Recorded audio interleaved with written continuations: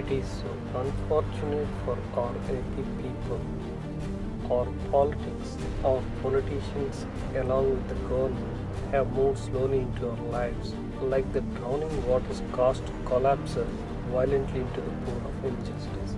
For that, everyone must evoke faster from the deathbed of injustice to the living flow of justice, where we all can taste the real flavor of water. Always the food, clothing and shelter are essential things to be considered. But the missing point is day by day people of AP are losing respect, honor and dignity in the hands of bureaucrats.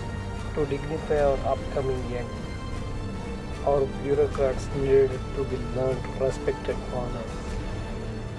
This is how everyone should be treated, not just the one whom we want to impress.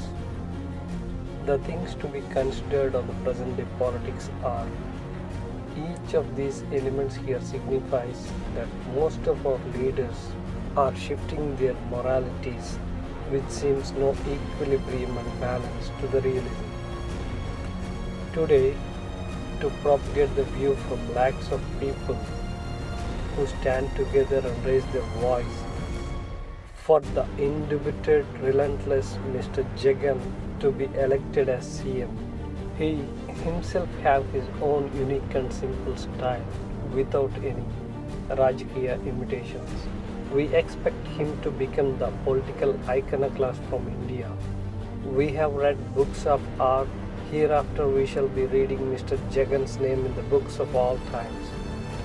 One chance is not at all a good word for him.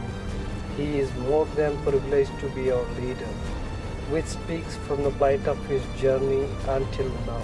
It is just our awareness, slightest clouding and examination implodes everything.